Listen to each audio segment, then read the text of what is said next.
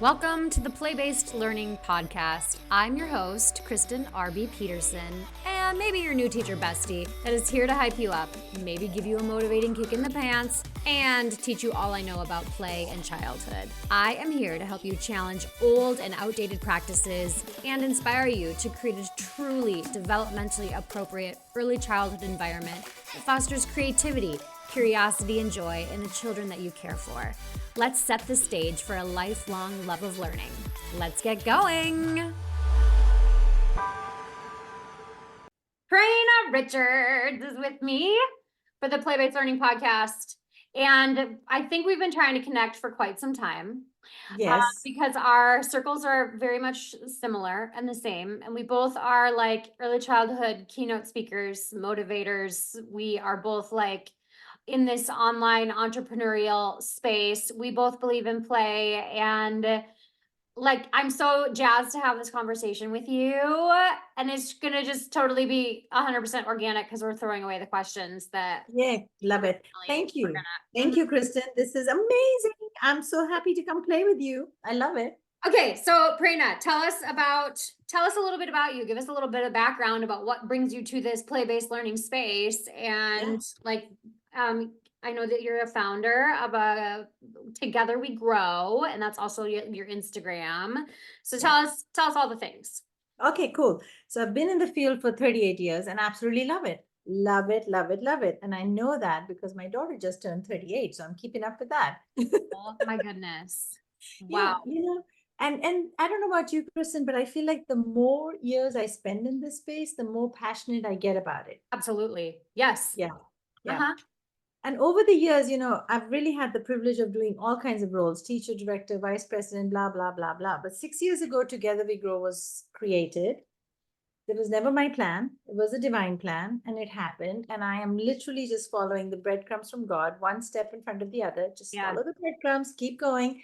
And so Together We Grow provides three services: professional development, but my jam, my space, where I want to contribute is social emotional, play-based, diversity, equity, trauma-informed, brain development. And that's where I feel the magic happens. So all of my conversations are geared and emotional intelligence for team building, because if the grown-ups aren't taken care of, it trickles down to the little humans and nobody's happy and it doesn't work. And then I'm a behavior coach. I actually go to schools and I do behavior coaching in person for schools that are struggling with challenging behaviors. And I also have a membership online for behavior coaching. And my goal is very simple: transform programs from stressful to joyful. That's it. That's what I'm going for. And I've had so much success with it. All the schools that are working with me, they have actually reduced stress and replaced it with joy. What used to be screaming and crying and dysregulated children now has laughter and giggles. And that makes my heart, I know, it makes my heart so happy. And so my membership is, online, in person, and that's where the difference is happening. But this, right? That when we do trainings, we can only transfer 22% of knowledge. But when we do coaching, it jumps way up because it's personalized, it's individualized, and you can't replace that. And the third thing I do is I'm a NAEYC consultant. So all of my career had been with NAEYC programs, and I believe in the standards that are grounded in research. So I don't want to just be making up stuff. I want to do what's really good for the brain, for the little humans. And so NAEYC consulting is what I do for programs that want to get accredited, need classroom observations, portfolios, whatever that looks like. Get you to the finish line so we can celebrate that you got amazing things going on. How do you have time for you? You seem like that seems like a lot. But it's so fun. But it's great. Like it's play for you. So it doesn't feel like work to me. I don't think I work a single day in my life because I love what I do. Same. I think that's like an overriding, like it's a theme amongst guests on my podcast. Like generally the guests that are on here, like their work feels like play, and their work is play. And it's so once you like And you were talking about the breadcrumbs that you followed. And that's one thing that I always tell people too, is that like, I just did the next thing that feels right. Like that's how I describe it to people. I just do the next thing that feels right all the time. And that has like opened my world so much. And it may be like the risk taker in me. I don't know. You might have to be a little bit more of a risk taker in order to follow those breadcrumbs or to follow the next thing that feels right. Well, But you have to, if you're going to be an entrepreneur, you have to. You're breaking molds, you're following your instinct. But you know, the guiding principle, and I'm sure it's the same for you. For me, the guiding principle is make the world a better place for children in whatever capacity I can. Right? That's my guiding principle. Don't tell anything to anybody that's not good for children and for the grown-ups. And it needs to remain joyful, because the day it starts feeling like work, then I don't want to do it, and I don't ever want to grow up, because I don't want this to be a task. I want this to remain that I want to do it. Not that I yes. have to, I want to. Absolutely. Okay, so can you say that again? Make the world a better place. For children, yeah, in any way that I can. Any ways That's I it. can. Any ways Mm. that I can. Oh my Whatever gosh, that like I means. would love to have so many more conversations with you Let's just do it. about the keynote world of like speaking in front of people. And then, you know, most of the audience generally isn't informed on play and doesn't understand it and is very much teaching in a very traditional space. And so a lot of times I leave feeling like I just unloaded on them and now they're thinking they're doing everything wrong. But like I see myself as the Lorax for early childhood. Like I am there to speak for the children, and sometimes that doesn't allow adults like to have very good feelings. So you're saying something that's very interesting, because I speak mostly on challenging behaviors and stress, and quite often people will be like, "Oh, I've been doing it wrong all along." I'm like, "No, you haven't, because you just said they've been doing it wrong through play." And the thing is that you do better when you know better. Yeah, I say that all the time. When you know better, you Right? do better. Yep. Right. So you do better when you know better, and you have to start where you're at. So Absolutely. guilt is not a helpful emotion. No, it's Right? not. Guilt is not a productive emotion. Guilt is not a helpful emotion. What guilt can do is it can at least spark you to thinking, how can I do something different? How can I make it better? What change can I do? And that's the purpose of just even reflecting. Yeah. So when you hear somebody speaking who inspires you, when you hear an idea that you feel like, I haven't thought about it like that, just sit with it for a few minutes and just allow yourself to see, how can I adapt what they're saying without throwing everything that I know along with the baby with the bathtub out? Yeah. Because what you're doing is probably good and you're probably intending good things, but you have to remain a learner for the rest of your life. Absolutely. We can become stagnant. I mean, like Like I writing down every single thing you're saying. Like I've pulled already like 4 quotes from you already. Oh my God, Kristen, you're funny. Okay, let's get into play and behaviors. So I think one of the things that when I go out and I speak in the world of early childhood education is I oftentimes tell people like I am not an expert in behavior.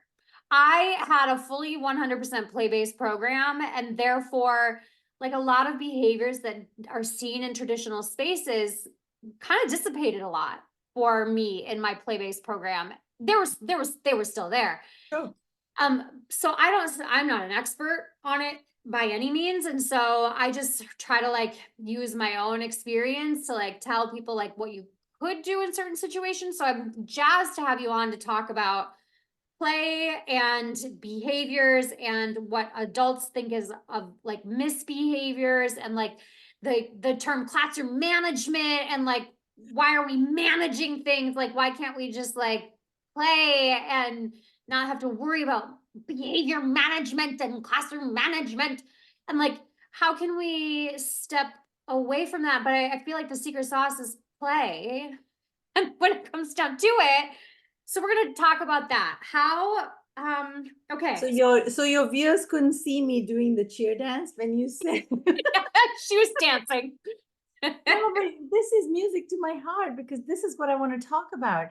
And I want to make the connection between play and behaviors. And I want people to understand that the reason you're having behaviors right now is because you're not allowing them to play. And I'm going to share Yes. specific things that grown-ups are doing that is interrupting the play. And there's so many myths out there. And you know, this is really good for job security for me, for my behavior coaching program, because the behaviors are on the increase right now. It's like Absolutely. Yeah. crazy. It's crazy.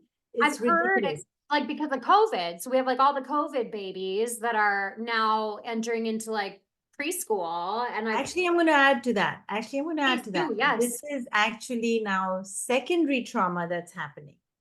It's Okay. not just COVID, it's secondary trauma is what I'm seeing. Because what I'm seeing is there's lots of younger teachers that don't have their own emotional needs met. They didn't have it, so you can give what you don't have. So Yeah. then now it's not transferring down. The opposite is happening with teachers who are seasoned because they've done it forever, and what used to work is not working anymore. We've Yes. got to shift the way we do early childhood. We cannot continue what we're doing, and we have got to go back to some of the basics. And play happens to be the cornerstone of that. Okay. So let me tell you more about Please, why I think the grown-ups are actually contributing to the behaviors. please So tell just me. Ooh, so this just is good. so this is happening, by the way, at home and also in classrooms. So here's what's happening. I want to say a huge percentage, like almost 85% of the behaviors that are happening are caused because of that grown up. Do you agree with me? That I do because it's the adult control, in my opinion, that is causing the lack of play. And yes, so yes. yes. So really, I'll go further with that. So a lot of the behaviors that are happening is because that grown up is so reactive instead of responsive. So they are getting triggered, and you know when you get triggered. So let's talk about this word triggered. When you're triggered, you're feeling overwhelmed, you're feeling stressed, and you're not in your calm brain. So you say things, you do things that are just not okay. Yeah. And then once you say it, it's just like there's no way to put it back in, right? You So can't swallow it back down. so the grown-ups are getting triggered, and because of that, the young little humans are getting triggered. This is happening at home because the stress has increased. This is happening in our programs. Okay, so if we look at it that way, now I want to propose an idea. Okay. This word challenging behaviors, I really feel like it's kind of a confusing word, and it's kind of a mislabeled word. Why? Because it's that grown up that's getting challenged by that behavior Yes. is why it's challenging behavior for that grown up. Yes. So maybe one teacher gets challenged when a child is screeching like a banshee. The other person is fine with the screeching like a banshee, but just can't handle the back talking. Or somebody else can't handle the disrespect, or somebody else can handle the non listening, or somebody else can handle the pushback. So, do Yeah. you see the challenging behavior is not one definition? It Yeah. is challenging because that grown up is challenged by it. Mm. So, if you want to change anything, Yes. you got to change from inside out. We have to look at behaviors in a different way. Yes. So, what is the definition of insanity, Kristen? It's something that you just keep doing over and over and over again. It doesn't make sense. And get the same results. Yeah. So, here's my DSD. So, I've come up with a ton of acronyms because I'm too old now. So I can only remember the word through acronyms. I love it. DSD. Okay. If you don't like the results you're getting, then DSD, do something different. Yes, I love it. Do something different, right? Oh, So, yeah. okay, so you have extreme behaviors in your classroom. You have screaming, you have aggression, you have blah, blah, blah, throwing chairs, biting, hitting, you name it, you got Yeah. it. You can make a laundry list of things. If you don't like the results, you got to do DSD. And I'm going to share some practical things that I've done in my coaching program that has transformed the classrooms from stress to joy. Okay. So, Tell us. so the Tell first us. one is DSD. First one is you got to do Something something different. different, Yeah. which is changing your mindset. So the first way you want to change your mindset is when you see a child behaving, when you see a child screaming, having a meltdown, having a tantrum, whatever you call it, when you see that happening, instead of your brain reacting and saying, stop doing that, why are you doing that? I want you to start becoming a detective. Hmm. You need to you need to play behavior detective. You need to become a detective and sit in the space and say, Now, little one, what are you feeling and what are you trying to tell me through your behavior? Mm-hmm. So if I can focus on what you're feeling rather than what you're doing, I might come from a compassionate understanding versus shut it down and correct you right now with what you're doing. Put it down. Don't do that. Don't hit. Don't kick. Use your gentle. All of this correcting that we do. So, tip, if you were keeping up with the tips, because I'm not, the next one is to really the understanding the mindset of the more I connect, the less I correct. Oh, okay. So we have DSD. The more I connect, The less I less I correct. correct. And the way you do this, the practical way to do and the second one was understand what is the child feeling, not what the Okay. child is doing, but Yep. focus on what the child is feeling. Feeling. But, Mhm. but the way you connect more and correct less is by ask and then tell.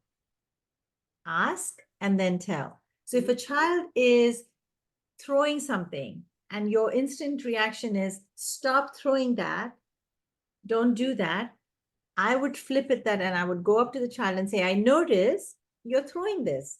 What happened? Mhm. Just coming from a place of curiosity helps that child to feel seen and heard and understood. Love that. Come from a place of curiosity. Mhm. Yes, Yeah. right? If you're playing detective, if you're coming from the curiosity mindset, instead of shutting it down, you're leaning into understanding. Yeah. That's where the connecting happens. So if Right. I connect with you, there's less chances that you're going to need a lot of correcting because I'm bonding with the heart. Yeah. But you also have to remain playful in your own brain. Like, I think because grown-ups are so stressed out, they're so reactive all the time. If you could just, that's tip number 4 now. Take a deep breath, become a breathing program. Become a breathing program. Okay. Every time I do coaching with the school, the first thing we do is we become a breathing program. Are you curious how to become a breathing I program? am. I want to know like how we do this You because should also become a breathing family. Breathing family, breathing school. And the way you do that is to put it in your schedule. okay. If it's not part of your schedule, it's not going to happen. You're going to Yes. have the best of intentions, but you're not going to do it unless it's part of your schedule. Now, in your schedule, what you want to do is 2 brain breaks. I call them brain breaks or breathing breaks before lunch, and then 2 brain breaks after lunch. Okay. But every time you breathe, you take 3 deep breaths. So 3 Yeah. times 4 is 12. 3 times 4 is 12. So in a day, you're going to get 12 deep breaths. But here's the key. You got to make it fun and you got to have fun and play with it. So you got to change it up. If you're doing every day just the balloon breathing or the smell the flower or blow the candle, that's so boring. That's so boring. We Oh have to my God. play. We have to have fun. We have to be playful. Play is not just what kids do. Playful is an attitude that the grown up brings to the environment. Yeah, it Play does. is not just tangible. Playful is how. So, would you like to play? All right, Yeah. here we go. Okay. We're going to do a breathing right now, and Okay. we're going to do the Spider-Man breathing. So you Okay. can't see the people listening to this can't see it, but we're No. making our fingers like a Spider-Man. Oh, So we I don't know got how to this. do that. Okay. You do you, I'll do me. People could have just saw that because I actually had to like look at my fingers and figure out which ones had to go up. So we have our index and our pinkies up and our fingers in the middle are folded. So we're doing the Spider-Man fingers and we're going to take a deep breath in. Here we go. Oh, it's a How fun is fast one. that? It's Right? great. Right. And so the next one, we're going to do a thunder and clap breathing because we're going to have fun with this, right? Okay. So Okay. thunder is going to go up and then the clap is going to be, so the rain, the thunder, and then the clap is going to come down for the lightning. So thunder and lightning breathing. Thunder So and here we lightning. go. Take a deep breath in.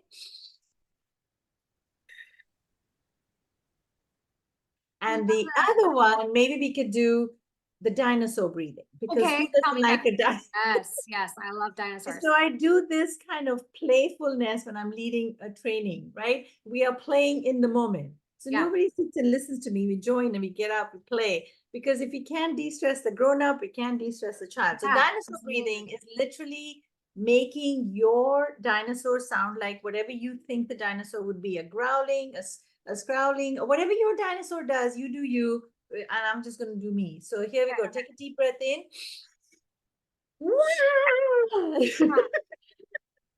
Oh my God, I love it. right? So here we are releasing the joy hormones. I call it the joy juice, right? It's the joy Oh juice. gosh, I love that. You're releasing the joy juice as you're breathing. So become a breathing program. Don't be rigid with it. Don't do the same old every day. Have fun with it. Change it up. Get the kids involved. And if you have kids younger than 2, then your breathing should have something that they can blow. Okay. So toddlers need like a Kleenex, Yeah. Yeah. a ribbon, a tissue, a scarf, something that they can blow so they can start using this lung connection to make this projection, right? Okay. Can you In tell me, the can you explain to me why breathing is important? Yes, let me give you 3. There's tons of research on brain and breathing and stress, but I'm going to Okay. give you the 3 biggest nuggets that I feel like might be easy to remember. What the research is saying is when you take a deep breath, just having 90 seconds. So taking 3 deep breaths is 90 seconds long. 90 seconds can take you from reaction to responding. If Okay. you just pause and take a 90-second breathing break, whatever comes out of your mouth will have been paused instead of you reacting. Stop doing that. Don't do it. Put it down. That reaction is making the kids more reactive. Yeah. Pause and take a breath, and you will respond and you will play detective. You need that pause in your brain. Yeah. You need to calm your brain down. That's what, so one is 90-second can change your reaction. The second one is when you take a deep breath, it actually gets 10 to 15% more blood in your brain. When Oh, the oxygen goes, your brain wakes up. okay. And the third thing is your nervous system wakes up. So we have nerves in our body, entire from our feet to our head, we are full of nerves. When you take a deep breath, the oxygen cools down your nervous system. When you become a breathing program, the behaviors reduce drastically. The intensity and the frequency of behaviors will reduce drastically because you're bringing in brain breaks and you're having fun with it and it's playful and the children are actually benefiting by de-stressing. Oh my gosh. Oh my Why gosh. didn't I know about you before? I love So it is so fascinating, this world of the brain. The more I learn about the brain and the more I learn about what's happening inside determines what's happening outside, Yeah, is a game changer. absolutely. Absolutely. Okay. So then I want to, Oh, go ahead. Keep going. no, I was going to talk about how grown-ups are actually sucking the joy out because we started the conversation Please by do. saying Yes. the grown-ups are kind of causing the Uh, behaviors, but I want to talk about 3 things. Maybe there's more, but right now everything with I feel number like 3 is coming in my adults brain right are, now. I call adults creative vampires. Like we are like play vampires. We Like, are play vampires. I like yeah. that phrase. I might have to borrow it and give you credit for that. But Okay. here's what I'm calling it. They're hijacking the play. Absolutely. We are. So, for the people listening, maybe you and I know exactly what vampiring and hijacking mean, but I want to share an example. Please do. So this seems to happen a lot in the dramatic play area. Mm. So this is what I've noticed when I've gone in and out of programs. And tell me if you've seen this Yeah. happening. 2 girls are playing in the dramatic area. They're Yeah. busy playing. They have roles and responsibilities sorted out. Yeah. They are determining who's doing what. They're deep in play. They got this going on. And along walks our lovely Miss Andrea. She walks over there. She sits down and she says, "What are you guys cooking for me?" Mm-hmm. And I look I've at the seen faces that. of the children and I look at her face, and the children are doing this. They were not even thinking about you, No, lady. they weren't. You just totally hijacked their play. Yeah. You made it about you. Yeah. You just took what they were doing naturally and made it about you. Absolutely. So I'm sorry if you had not got play when you were younger, but you can't hijack other children's play now. No, you cannot. We need to leave them alone. We need to know. So, people always tell me, they're like, but Prerna, they ask us to, have interactions with I children. know. I This get is, that too because of class okay, let's take coaching it on. and Let's that take we it need on. instructional support. So we have to Yeah, like pepper them with questions and there we go. Let's observations. go And there I'm like, because oh, I'm also class certified and reliable, you and I'm are. a PRS assessor, so I can go there. Like, Okay, let's go please there. go there. So, yes, they want us to have conversations, but what about respecting the little humans first? Oh, my Let's drop. start with respect. Hmm. So what does respect look like? Respect would look like Miss Andrea would walk over to the dramatic area. She would sit herself down and respectfully be fully present, and she would just observe. Yeah. And maybe if you're using class at the time, I might do some self-talk. You look like you're really enjoying the play. I'm noticing you're so busy with it. I'm not going to interrupt you. I'm going to respect you right now. Yeah. Right? It's because I'm fully present. I'm aligning it with class.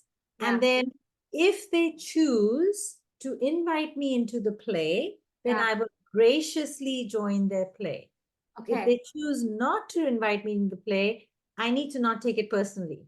Absolutely. It is not about me. I might just slide away discreetly and go find another group of kids. And if I get invited into their play, then I will do that. Okay. But here's what I found, Kristen. Children who have a heart connection with the teachers will invite that teacher into play. Mm. I will Mhm. give you an example. Oh, I'm so Yeah. excited. This is taking me, I'm like, this is, I love spontaneous because it just gives me examples in Uh-huh. my brain all of a sudden. Absolutely. So there's an analogy that I use, and maybe this will describe how we can actually have a genuine conversation, an authentic conversation with children following their lead. So I was in a classroom, and this Miss Patty was scanning the room, and she was standing and she was scanning the room, and all of her directives were just, oh, be safe with that, don't put that there, okay, don't let that fall, okay, be careful with the pathway, you don't want to make the train go over there. Yeah. All of it was just directive for safety. Yeah. Once or twice she tried to ask them, and what are you doing? And they didn't engage with her. So she was standing and she was directing. And in my head, suddenly sitting in that classroom, I thought, oh my God, she's being a lifeguard. Oh, She's at the beach. yes. She is Uh-huh. being a lifeguard. She's just keeping them alive. Okay, not a problem, but that's what's happening. Yeah. How amazing. You see, I love going to real classrooms because I love watching all this unfold in front of me because I immediately get into my imaginative Yeah. world, right? Oh, you're Yeah. being a lifeguard. And then along comes Miss Jennifer, and the children notice her at the door. She's not even based on their campus. She's overseeing multiple campuses and she's just popping in. But all the kids know Miss Jennifer and they run to her and they say, Miss Jennifer, and they hug her. And she gets down on the floor and she doesn't even have to ask them. They start telling her, we're trying to make a castle and we're trying to figure out how we're going to get in. And she's like, I know. How would you get in? Where is the door? Now there's your class taking them to higher Absolutely. level thinking. But you Yeah. can't impose that unless they bring you Invite in. you in. Yes. And that's what I That right then, when Miss Jennifer came, I'm like, oh, she's a swim coach and she's a lifeguard. Oh my God, she's yeah. in the play with them. She's not just directing them for safety. She is really curious and interested in what they're doing. Absolutely. That's where the class magic can happen. If you're trying to connect with the kids and you're trying to have interaction with the kids, it has to be genuine, it has to be authentic, and it has to be a kind of back and forth. You Yeah. can't just impose the questions and impose the hijacking and then expect them to be like, okay, because you'll fail the class, you'll fail the NAEYC, you'll fail the art, the rising stars because you're not connecting and respecting children's play. Yeah. Oh my goodness. Oh my gosh. I had no idea you were a class coach. That's amazing. I You, love that you were able to like answer that though. Like, because I get that question all the time. Well, we do class coaching, so we have to like sit down and like yes, you interact with do. them all the time. You do, but most importantly is teacher sensitivity and positivity, which is way up there. You Yeah. have to be sensitive to the children. You have to respect children, regard for child perspective. Hmm. You can't go to the bottom of class. The people who are not following with class, they're just like, what the hell are you talking about? So class is a tool that measures interaction between the grown up and the child. Yeah. It has nothing to do with environment. It has nothing to do with your materials. It is solely the connection. And the way I look at any interactions, if you're not familiar with the class, don't feel lost in this Yeah. conversation. I'm going to take it back to interactions. Interaction is a heart connection, not a head connection. Yeah. So the other way we ruin play is one by hijacking, and the other one is interrupting, constantly peppering them with questions, Yes. which aligns with this conversation that we're having. But when you're peppering them with questions, it is exhausting. How would you feel if somebody kept asking you, and what color is this? What shape is this? I Stop know. it. Get out of my I face. Like, I know. just want to Uh-huh. play. Like, get out. I don't care. I don't care. Yeah. Yeah. But this is what teachers are doing because they feel like it's their job Yep. to test the kids Yep. and to ask them 1,000 questions to show somebody, anybody, that I'm Right. engaging with the child. Yep. No, my sweet friend, you're not engaging with the child. You're actually interrupting the brain development from having what that Yes. child could do through play. So here's Yeah. a better way. Follow their lead. Yeah. Follow their lead. You know, I'm so tired of people asking the kids, what color is the banana? Who cares? I don't care. Do you care? I don't care what No, color the they banana don't is. care either. The They, kid's they like, don't I know it's care. We don't yellow. care. Sometimes it's brown. I don't care. What does it matter? Like, ask me what I think. Ask me what I feel. Yeah. Ask me what I'm making, but not because I want to answer how many it is and what it is. Yeah. So, if anybody's listening and you want to bring authentic play in your playground, in your classroom, and you want to reduce behaviors, because I know we're limited in time, so I'm going to bring it together. Okay. Connect with the children in front of you, get to know them, join play, don't take over the play. Yeah. Joining play has to force you to be present. It's not about you. It's not about you. If Yeah. you want to play, you can also play, but don't hijack little humans' play. Mm, Just respect them. Play is not just busy work, play is where they make sense of the world. So don't just superimpose, don't be a vampire, don't hijack. Like, this is why the behaviors are happening because the grown-ups are controlling so much of what the children are doing. absolutely. Yes. I know this. I know this for a fact because I like founded a play-based program and totally lived into it and saw many behaviors dissipate. Not all the time, Completely, but completely. But also behaviors are developmentally appropriate. But absolutely. all behavior has a meaning. All Yes, behavior is a form of communication. absolutely. So try to understand, what are you trying to tell me that you're not able to and you're getting frustrated?